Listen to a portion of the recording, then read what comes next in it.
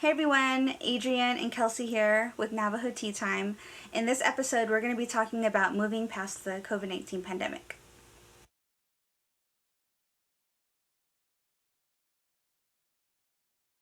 Okay, so it's been 2 years since we've been in a pandemic, and people are now starting to, creep back out into the world. Okay, so what changes in our society systems can we implement so that when the next pandemic hits, it's not so catastrophic? You could follow the rules. Dang, and that's the tea. The people, the CDC, the people who get paid to do this, the people who've gone to school, medical school, whatever school they go to learn about infectious diseases are like, hey guys, let's try 2 weeks, don't go anywhere, don't see anyone, blah blah blah, and it might go away. And no one did that. So what have we learned here, eh? What did you learn? What do those memes say? If there's another zombie apocalypse movie and we don't have a couple of people running out to get bitten by the zombies, it's not realistic? Yeah, I mean, I don't know about you, but when we were told to stay home, I stayed home. When we were told to wear masks, I wore a mask. When we were told to get vaccinated, I got vaccinated. When I was told not to go to work and shelter in place, I did. When I was told not to have parties or go visit family, I did that too. And some of y'all didn't. the first month. Do you remember the first month? And then the second month, and everyone thought this was going to go away by summer. Do you remember that? It was like, maybe this will go away if we all shelter in place for 14 days. That's it. But we didn't. We didn't all do that. No, there was people like, I'm special. The rules don't apply to me. I'm a maverick. Whatever that means. I know. Ew, and all the patriots that turned it into a political issue. That was so stupid. You can be a patriot and still look out for your family and the health of others around you within your community. You know what I mean? It's not, they didn't have to politicize it. But anyways. So how do we fix people? I don't know. Yeah, we can't. We're doomed. This is going to happen in another 100 years probably because people are stupid. Okay. That was harsh. I'm sorry. Not nice. Oh my gosh. Okay, so seriously though, what's one recommendation? Just from what you've learned, I guess. Cities and states and things, everything seems to be super centralized. I guess specifically for the Navajo Nation, everything has to funnel through Window Rock.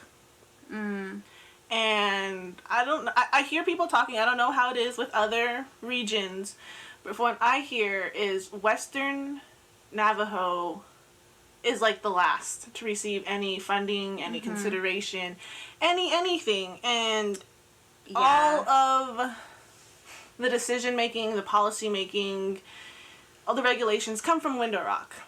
This is the Eastern res, so it's East versus West. Central, East, North, South, West. That's how the Navajo Nation's separated. Yeah. And the Western side, we're like the bastard children of the Navajo Nation.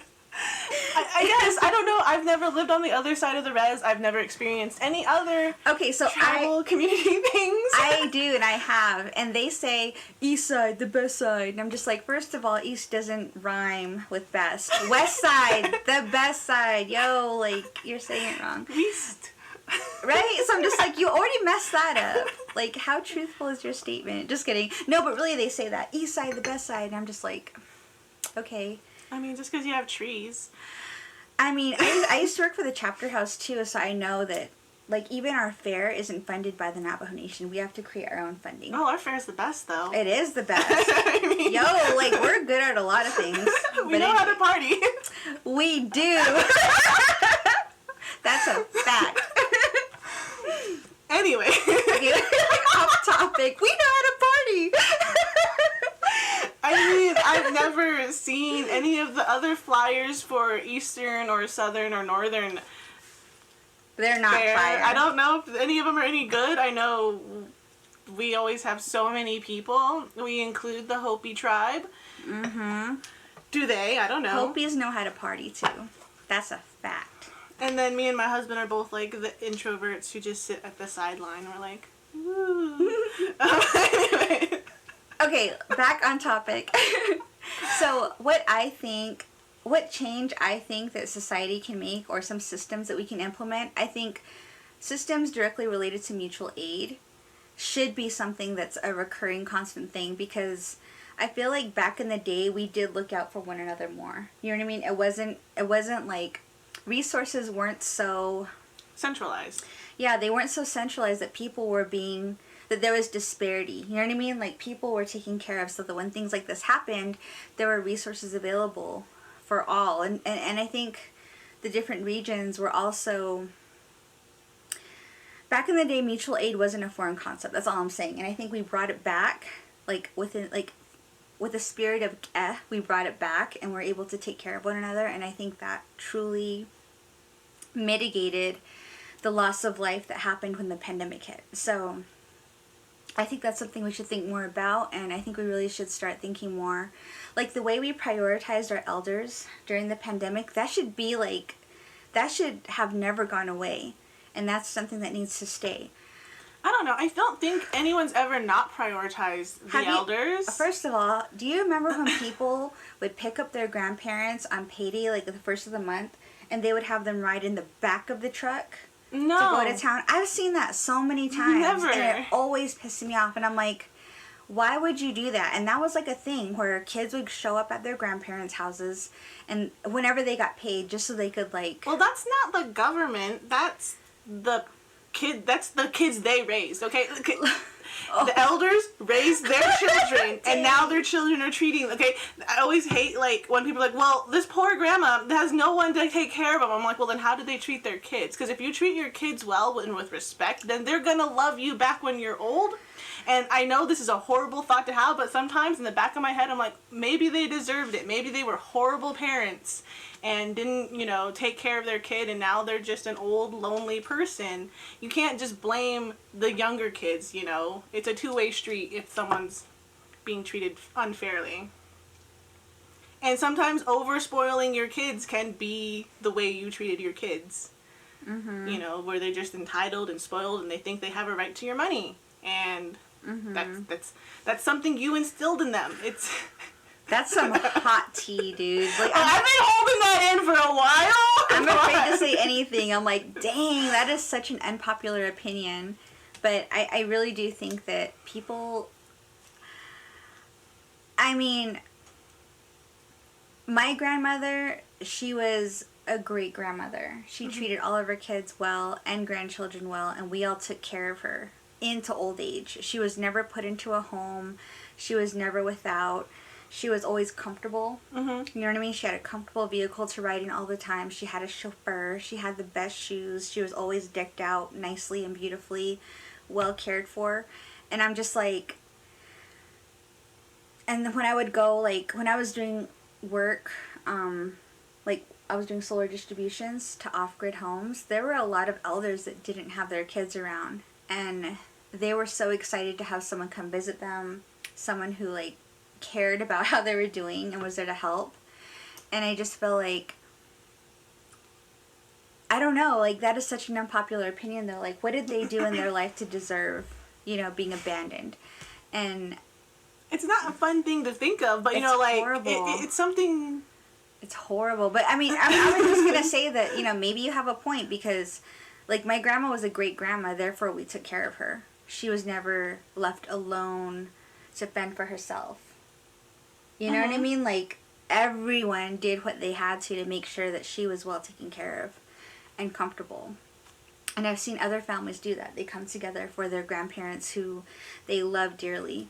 And so, yeah, that's a hardcore topic right there, though. I mean, but everyone got taken care of.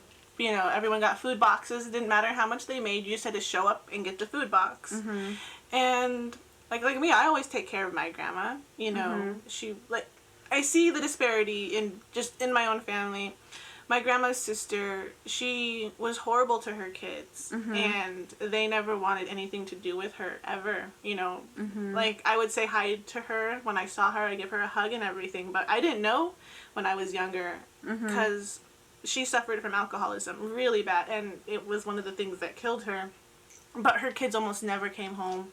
It wasn't until she was practically on her deathbed and had to be put in hospice that anyone bothered to try and take care of her. And it's because of the way she treated her children. And that's just one thing that happens, you know. Sometimes you are so horrible to your children, and then when the time you need them, they don't care about you anymore because of the way you treated them. Like they're hurt. And Or it probably hurts them to be around you too. They just stopped caring sometimes, you know. Like, everyone talks about getting rid of toxic people in their life, and they're not going to deal with all that toxicity. That's like your 30s. That's your parent, you know. Sometimes that's your mom, that's your dad. That was the toxic person in your life. And now sometimes with, I guess this topic is like all the generational trauma of like the way you treated your kids, and now some of that backlash is coming back to you. And it's hard to think about, and it's hard to say about little old people, but, you know, little old people can be horrible people, too. They were young, too, at one point, where they had, I do remember, like, a story about something like that, where there was an older brother who was really mean to his sisters. Like, he would actually, like, beat them, you know, and they told him, you know, one day when you're old and you have a cane or a walker or you're in a wheelchair, we're going to come back and beat you up. But, you know, like, the way you've treated people your whole life, and then... But, that's a topic. That's another topic, yeah. But no, I think, like... No, I get it. I not, like, you sharing that story does kind of give us some context as to, like, why you have that opinion, or why that's even something you're thinking about. Because like where I was coming from with the mutual aid is, I think it's about the principle that we have as Dene people, that we're supposed to take care of one another, that we're supposed to care for our elders, that we're supposed to, you know, share what resources are available to us so that we can live and thrive and survive during hard times. That principle is something that comes from the foundation of Dene philosophy, culture. You know what I mean? The foundational law that exists that we're supposed to abide by. And I think the mutual aid efforts were a true expression of that. It was like in practice. You know what I mean? It was a beautiful thing, and I don't want that to go away. And I think if we can figure out to start thinking like that, how do we make our community stronger? How do we look past our differences and focus on these principal core values, then perhaps we'll be better off, and it won't be so catastrophic next time. You know, but can we get to that point? Because you're right, there is a lot of trauma. There is a lot of these things that we don't talk about most times, that we only seem to be like screaming into the abyss on YouTube. But, you know, I like, seriously, like, how many people actually have those conversations, you know? It's an unpopular opinion, and I'm really scared that it's out there now. But no, you're right. No one, I don't know, like, I don't want to say no one deserves to be abandoned, but, like, sometimes... Like, live your life so that maybe that doesn't end up happening to you. Like, be nice to your kids. well, my reaction to, like, what you were saying was, like, nobody helps the elders anymore. In my community, that's the only resolution that gets passed ever is... What about the elders? What about the elders? It's always elders, elders, elders, elders. Not like there's anything wrong with that, but, like, even, I remember my great-grandma, she got a new house, and she's like, why did I get a new house? I'm 80 years old. I'm about to die. Why don't you give it to a younger kid? But there's always people there screaming, elders first, elders first, elders first. And even, like, the elders are like, no, a younger person, a younger family should have a house. But it's always that popular... Like, get them out of my house. Yeah, it's like you're giving me a new house to hold more grandkids. Okay. Dang, that's another unpopular opinion. You know? But yeah. Like, I've always seen elders placed first, so I've never felt like, oh, we don't take care of our elders. I feel like that's the only people we're taking care of in my community at least, is like, it's only the elders. There's nothing new for kids. There's nothing new for new families. No one wants to move back here because there's nothing here to move back to. There really is nothing here. Just kidding. There's like a travel center. It's not even a travel center. Post. It's a gas station. It is. There's no showers there.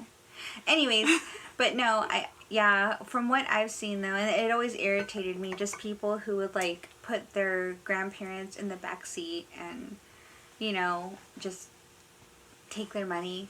It's so wrong. You know what I mean? To me, that's so wrong. Yeah. And you know, I have a grandmother that I'm not close with who wasn't nice to me or, you know, anything like that.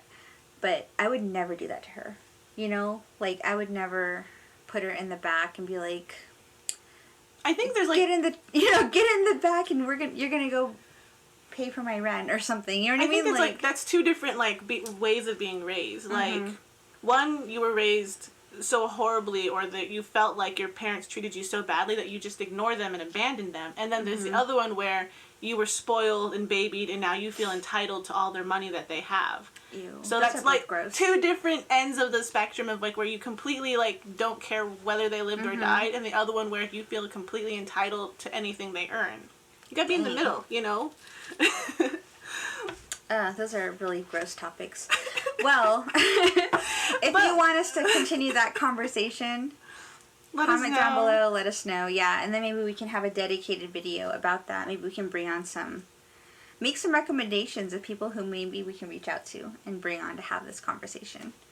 But yeah, let's get back to the topic of the moving past the pandemic. My question here is, in what ways has your behavior changed?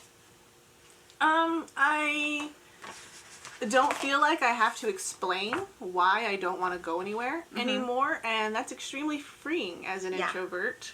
And it's like, oh, no, I haven't watched a movie. It's like, why? Because the world's dying outside, you know? I haven't watched the new movie. I'd like to, but just don't feel safe yet. And they're like, oh, okay, that's cool. But before I'd be like, well, why aren't you going out? We should go out. We should hang out with these people. You should hang out with more people. You should, you know, socialize more. But now it's like, oh, okay, I get it. I stopped wearing makeup every day because makeup under a mask is just really bad for my skin. So I stopped wearing makeup every day because I wear my mask. And then in other ways too, like, I stopped going to a lot of public events that would be a part of my day. Like, before this happened, I was traveling a lot. I was going to a lot of concerts, going to conferences, you know, things like that. And all of that stopped. And so I had to learn how to just be still and focus on my immediate environment, which is my home. You know what I mean? And all my attention went there. And so that's kind of how my behavior changed. Because before, I kind of felt like my home was more just like that's where you lay your head, you know? Where you lay your head, where you cook your meals. But life is happening outside. You know what I mean? There's so much happening outside. And so, yeah, that shifted completely.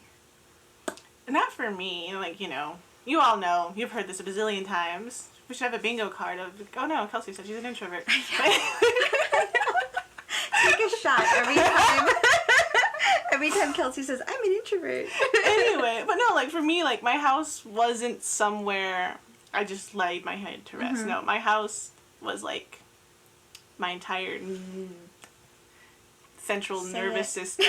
You know, it was my nest, it was my cave, it was, you know. Her lair. It's a part of me, you know. And it's where all my stuff is. It's where everything I love is. It's where I'm the most comfortable, the most at home. And going outside feels like, I don't know if like anyone's ever like ripped their skin or cut, you know, and it's just like that raw exposed skin. Oh my god. It would feel like that every time I had to leave the house. It's like really? I'm oh my god. I'm raw, I'm open, the world can get me, you know? Oh my god. And that's scary when it's a pandemic. You're like, and that's even worse when it's a pandemic, because now people can actually get me. And it just... So, being home, it was natural, my natural state of being, and now I have to go back out. But also, like, I realized even doing webinars was still very taxing on myself. Like, there was a webinar every other day for new things on, like, how to do a business, how to be in the pandemic, different things to do at home, and, you know, different ways to interact with your kids. Like, webinar after webinar after webinar, and I wasn't physically with people, but I had to pretend I was a person, you know? I kind of became a doomsday prepper. Like, not an extreme version, just to, like, what my home would allow for, because I don't have, like, a basement or a storage or anything like that, but, like, I do have a nice cache of, like, solar equipment now. I do have, like, you know, for electrical purposes, I do have a freezer, one of those big freezers with, you know, where I can stock up on meat or whatever needs to be saved. I have started, I have a whole bunch of, like, dry goods that I've stocked up on. And I buy them in bulk now, too. I don't just buy, like, the little thing. I buy pretty much, like, everything, like beans and rice and all that in bulk. I never did that before. And I started saving seeds so we could plant. I've like, actually been thinking about, okay, how can I grow food? You know what I mean? Like that. And I never really thought about that or cared about doing that, really. Now I'm like, how do I grow food? And thinking about, how do I keep livestock? And I'm actually working on that, you know, like, constantly. Because that's how my behavior's changed, too, like, in a big way. Because of the pandemic, specifically. Yeah, I always kind of wanted to, like, what's it called? Homesteading. You know, I want to live the homestead life where I could grow my own food. And I don't have to talk to anyone and go anywhere and do anything. And now it feels like, oh, you should actually try and actually figure this out, because it'd be nice to just make a big fence and not have to go anywhere and talk to people ever again. For pandemic reasons. Not because you want to be a hermit, but, you know, kidding. But right now our biggest issue with that is, like, figuring out what vegetables my little one will eat. Because she doesn't like squash. We've tried to hide it in her food, and she picks it out. Really? Yeah. Wow. Like, I made bell peppers, and I put it, like, the yellow bell peppers, and I put it in scrambled eggs.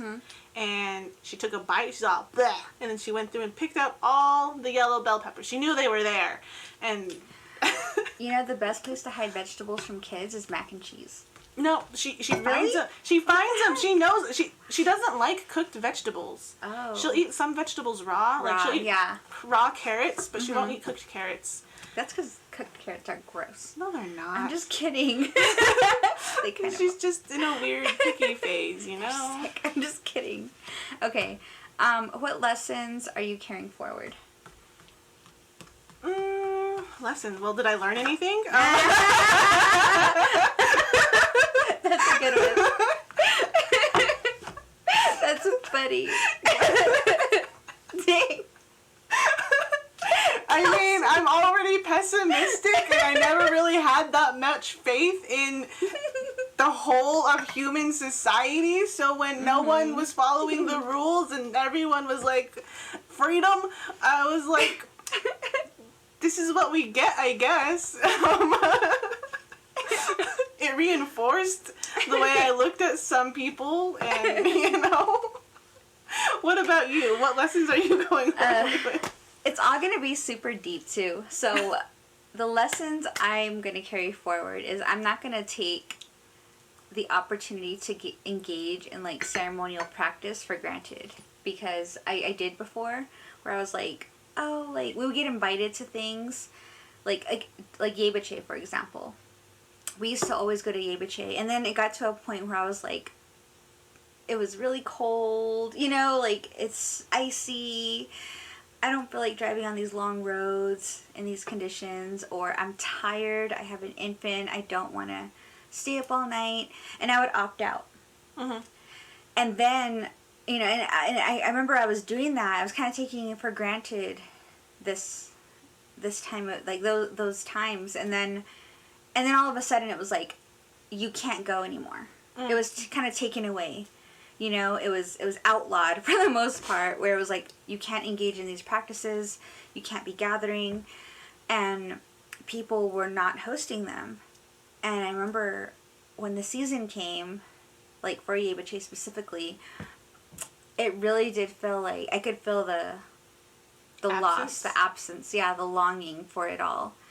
And as the years went on, I was just like, dang, you know. And I realized that, like, that's not something I'm going to take for granted anymore because, yeah, it's hard. Yeah, you have to make sacrifices for your time and comfort.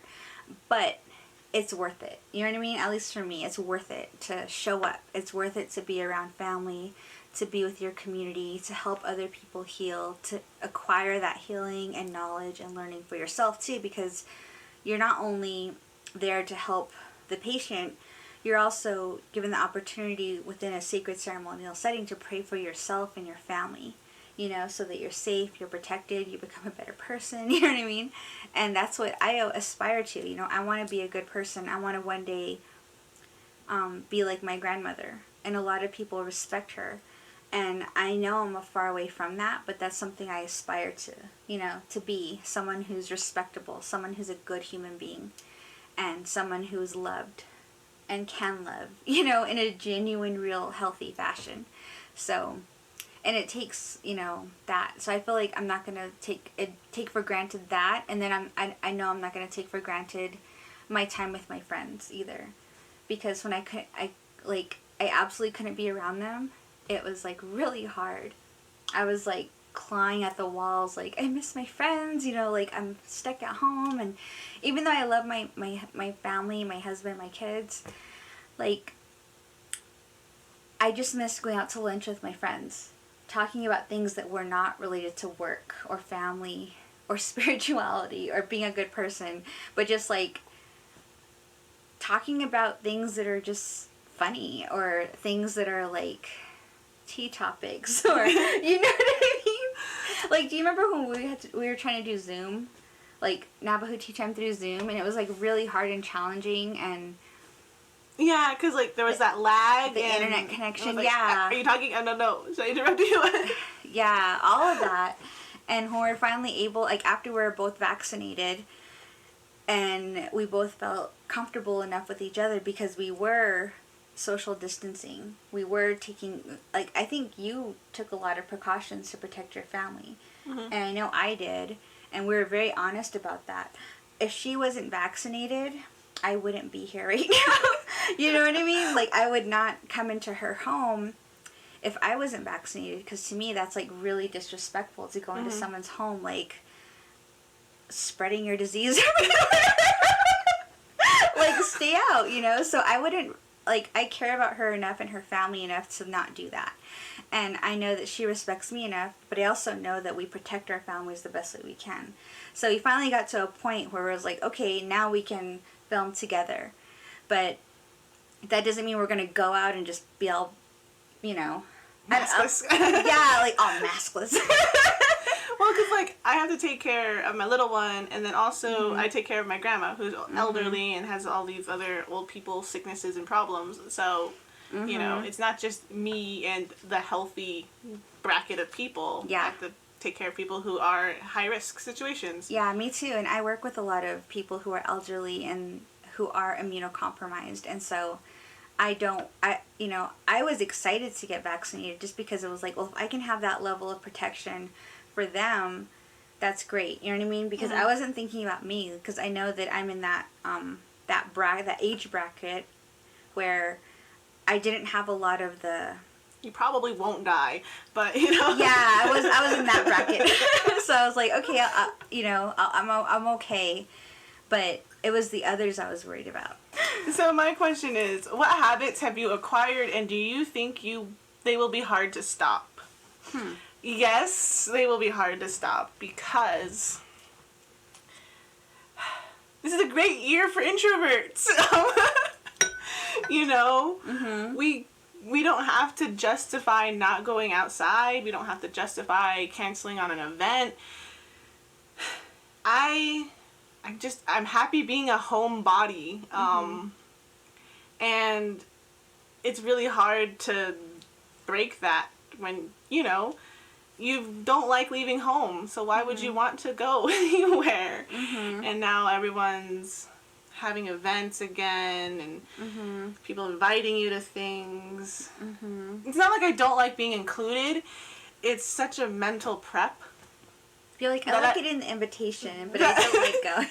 It's a mental prep that I haven't had to do for the past 2 years. Yeah. And it's a really, like, I don't know. For me, everyone's different in their introvertness, okay? And me, I have to prep. I have to visualize and think about when I'm leaving, how I'm going to get there, what's going to happen when I get there. Am I going to be there on time? What time do I have to leave? You know, there's more than just my introvertedness to get there. I'm very punctual and get really anxious about timing and showing up on time, or whether or not I'm going to be too early or too late. And so all of that has to go into my prep work so I don't have a panic attack. And I haven't had to do that because you don't have to go anywhere. I don't have to put pants on most of the time, you know? And now I gotta. And what other habit? I don't know what other habits. It just I've been allowed to just be my true self for so long, and I'm kind of apprehensive about what the world would be like when it's quote unquote normal again. And I'll probably just be unapologetically introverted again and be like, no, I'm not gonna go because I don't wanna. Yeah, I know, right? I think one of the habits that I acquired and that I think will be hard to stop is probably wearing a mask. It's just become this thing that I do, and I encourage others in my family to do. And like now, like I have these dreams where I'm freaked out if I don't have my mask. Oh no. Yeah, like I'll go into a space and not have it on, and I'll like have, I'll freak out in my dream. And that's like a nightmare for me now. So I wonder, like, because I mean, the truth is that I was fearful. I am fearful, of getting sick, and I know a lot of people are like, well, I got COVID, it was fine. I got through it. I didn't get it, and none of my family has either. And that's kind of crazy because so many people have, you know what I mean? And so, yeah, like wearing my mask and being careful out in public is something that I'm still doing now, even though a lot of people are relaxing. You know what I mean? And so, yeah. I think the mask thing too. I know we trained our little one very well. You get in the truck, you put on hand sanitizers, you take off your mask. You go outside, you go, like, she'll ask, like, some places, like, if we go to a restaurant, because no restaurants, it seems a little silly to not have to put the mask on, but we still walk to the table, and then we take our mask off, and if we have to stand in line, waiting to pay, we put the mask back on. But she's all like, she always asks, do we need our masks? Do we need our masks? Like, she always asks, like, yeah, you need your mask. Because sometimes we go to a family's house, and, like, you don't need your mask to go to your family's house. And so we've instilled that in her very well. She knows you need your mask, you need a hand sanitizer when you come back into the truck. And I don't feel like that's a bad habit for her to have. Yeah. I think, like, it's good that a lot of people started thinking about others. Like, that's how I see the mask. Is like, especially if someone's sneezing or coughing. Because even if it's not COVID, it could still be a cold or a flu or some other bacteria that they're just spewing all. Like, it's just inconsiderate to just do that all over people. That's why I also think, like, not wearing a mask is going to be hard for me to stop doing. Just because. And before it was so weird. I remember the first time I had to put it on, I thought it was so freaking weird. And I didn't go all Karen and get mad about it, but I did feel like this is freaking weird. And then I got used to it. And yeah, and like, I'm so glad people started washing their hands. Like, it's kind of gross that so many people didn't before. And I don't know, did you see that SNL episode where they were talking about that? About like relaxing some of the mandates and how some people are not doing this or that. And one person was like saying this, like, I'm so glad people started washing their hands more often. I'm going to keep doing that. Or, now we can stop doing that. I think that's what she said. And then this other guy's all like, I never did. It's like, ew, gross. I don't know, but yeah, so, yeah. I am. I think I'm going to miss not having to be told to smile. Yeah. Because you have your mask on and like, am I smiling? You'll never know. I I think people can tell from my eyes, because when I smile, it's like the only time my eyes do this. I have like that resting bitch face, you know? Oh no. And it's just like, I remember, like, Safeway, I thought I was smiling. I wasn't being all sad and whatever and gloomy. And then the customer was like, hey, you know, you'd look a lot prettier if you were smiling. And I was like, I thought I was. Mm-hmm. And then, like, I do that weird, like, Wednesday Addams smile where she just makes it super creepy. Mm-hmm. At what point would you feel comfortable going back to normal? Never. Yeah. I don't think going back to normal is ever gonna happen, because there's gonna be people who still, I think in the US people are gonna be like, oh, we can wear masks when we're feeling sick, you know, Mm-hmm. and then that's just gonna be a normal thing. They're like, oh, I had a cold or a fever or whatever, so I'm gonna wear a mask. Mm-hmm. And there's gonna be some people, Or stay home, like you know, get healthy again. Yeah. sick days. Yeah, like take your sick day. Come on, like why are you torturing the rest of us by bringing your flu to the office? Because the bills gotta get paid. God, so many people. But we have, okay, where I work, we have sick leave. And you get paid to stay home when you're sick. But people would still come to work with, like, being sick and get all of us sick. And I used to get so freaking annoyed by it, because they'll be, like, in a boardroom, like, coughing. And I'm like, why are you here? Go For home. my mom, like, call it in. You know what I mean? With her sick leave, like, it felt like it was always a hassle to take her sick leave, because she had to write a lesson plan, and then she had to find a substitute teacher, and then she had to get it approved. Proper prior planning. I mean, like, when you're sick, you plan to get sick. We all get sick. It's a part of the human condition. Prepare for it. But you That's don't know all when I'm you're going to saying. get sick, and then when there's a teacher shortage and there's no substitute, what are you going to do? Those are all excuses. No, it's not. It's the reason I'm not going to get sick. I'm not going to take my sick day because there's no teachers. So.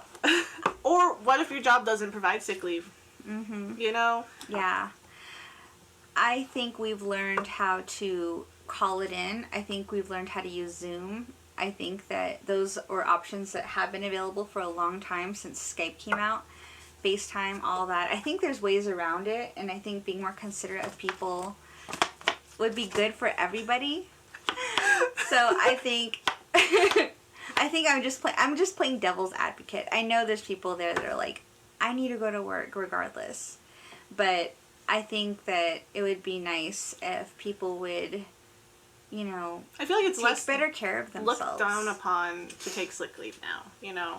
It's like, was, oh, you're it sick. wasn't, yeah. It's yeah. like very like, oh, you're taking sick leave? Are you sure you're really sick? Mm-hmm. You really need it? But now it's like, oh, okay, yeah, take all the time you need. Don't get us sick. We don't want to die. Yeah, like, yeah, exactly. And I'm a big advocate of that, of like, take care of yourself. Like, be your best person so that when you are at work, you can be competent. Like, that's all I ask of people. I'm not asking people to, you know, go above and beyond all the time, because some people, that it's like, they just can't. We know that about people. There's a lot of mediocrity. You know, mediocrity is like the norm. And so I'm not asking that. I'm just saying, like, be competent, you know? That's all I ask of people. Be competent. Yeah, I guess, when do you feel comfortable going back to normal? I don't know. I know I'm being... You're just asking me, when do I feel comfortable going out? Which is never. So, I know with this next year, Frankie has to go to Head Start, to kindergarten, you know, an actual school with people. Mm-hmm. And right now, my main focus isn't, oh, she's going to get sick or whatnot. My main focus is, what's the right school to send her to? Yeah, yeah. And so that's all I'm thinking about right now. And normal isn't going to be normal again. We're not going to go back. I don't feel like we're going to step all the way back to where we were before pre-pandemic. There's definitely going to be changes. Mm-hmm. And people are going to be more cautious, hopefully. Yeah. But we're all changed, you know? It's like something in the social world was shattered, and even if we put it back together, you're still going to see those cracks. Yeah. So we're never going to be back to normal. I guess it's just feeling more comfortable and not as fearful and maybe more prepared. Yeah. Is how I feel like I'll feel more comfortable being out in the world. Again, it's like we're more prepared. We know what's going to happen. We know what to expect. Mm-hmm. The medicines and the treatments will be getting better, hopefully. Mm-hmm. And that's all I can hope for. At the last year before, I had said that I would feel comfortable going back to normal when the vaccination rate, I think, was like at 89%. You know what I mean? 90%. Where, we really truly had achieved a herd immunity so that, the virus was not such a big threat. And I know we're not there yet, and that's why I'm still kind of like, there are certain people that I will not be, I'll avoid them. You know what I mean? Like, there's certain groups of people that I know I'll have to avoid and just be careful around. But, certain places that I won't go, you know what I mean? So, like, yeah. I remember when my husband and I went to Seattle, and they were requiring vaccination cards to get into restaurants, venues, and I felt safe because I knew that everyone in there was vaccinated. Mm-hmm. And I knew that those are people that, they were compassionate enough, to do that. And I think being around people that are just so blatantly against wearing a mask, being vaccinated, not following the rules, and I just don't feel safe around them, honestly. And so, like, we're not there yet, so I honestly don't feel comfortable going back to normal, but I think in time we'll get there because we're slowly moving forward, and we are slowly creating an immunity, and the numbers have gone down drastically. Mm-hmm. The numbers of people who are getting sick, the numbers of deaths are almost at zero. Before, it was like hundreds of people a day and thousands at one point, and that was just like, that really messed me up. So, I don't know. I think we're getting there. I'm not there yet, but yeah. I don't know if I'll, like, I don't know what that point looks like when I'm just going to be comfortable not wearing a mask, not having my hand sanitizer. You know what I mean? Like, being indoors without, like, stressing out, having a rapid heart rate. Because I feel like that, and it sucks. But, yeah. How about you? Maybe you guys can let us know. At what point would you guys feel comfortable going back to normal with the pandemic and things? And are you there yet? And why? Because I think that's an important part of the conversation, too. Or, like, what is normal for you? Because normal for me is just never being comfortable going outside, but doing it anyways because you have an extroverted child. Normal for me is just being out there, like, traveling, you know what I mean? All over the world.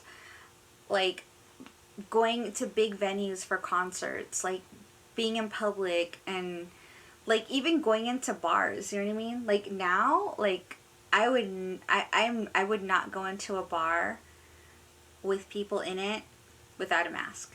You know what I mean? What's the point of going to a bar then? I mean, like, I don't know. Like, for me... because... I'm just saying because I did on New Year's Eve, because it was New Year's Eve, and it was like, I wanted to have fun, but I wore my mask, and, you know what I mean? Like, I didn't drink. I just wanted to be around people. And I know she can't understand that. I know you can't. Why? Because I like the energy. Like, so there's some people, they get depleted. Their energy is depleted when they're around all that chaos. For me, I get energized by it, especially if it's a party vibe. I'm just like, hell yeah, and I had so much fun. And just, I don't know, and, like, I miss that. I miss dancing, you know what I mean? I miss going out and dancing. I miss going to shows, going to concerts, and seeing my friends perform. And I've been to some shows, but I'm not, like, I still have my mask. Yeah, I'm not maskless. I'm not carefree and happy, like, feeling all free and excited. It's just, yeah. Unless it's outdoors. That's something else. I like taking her to things she likes to do. Even if I don't like being outside and being with people, I like, Yeah. taking her to places. Like, we used to always take her to the mall and play on the playground. Mm-hmm. And now I'm like, no. I know. So right now, spring break, and a lot of my friends, at least 3 families I know on Facebook, are at Disneyland right now this week. What? And I'm so Jay. I'm just kidding. No, I wish I want to go to Disneyland too, but like, I want to go to their Star Wars exhibit. I know. I do too. And so I'm like, you know, I want to get to that point where I feel comfortable. Mm-hmm. You know, I want to get to that point where it's like, yeah, kids, let's go. You know what I mean? And just like not have to worry about my life teetering on the brink. You know what I mean? Like, that's really how I've been feeling, and it's freaking stressful to live like that.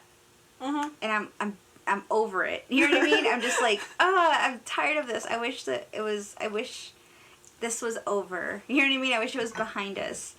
But yeah. Anyways.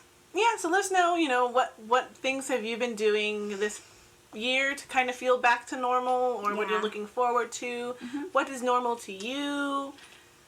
You know, socially. And do you have any advice for that, like, crazy anxiety that some of us are feeling? Because I know it's a little crazy. You know what I mean? I know it's a little neurotic, but... Everyone knows their anxiety is irrational. That doesn't stop it from happening. Exactly, right? Like, my brain tells me, you know, you're okay, you're going to be okay. But then there's this irrational side of me that's like, no, you're not. Are you really that lucky? But what if you're not? I know. Like, are you really that lucky? What if your karma comes back and gets you? Do you remember that one girl you... you know Remember when you were a bully? I know. Like, so you don't know.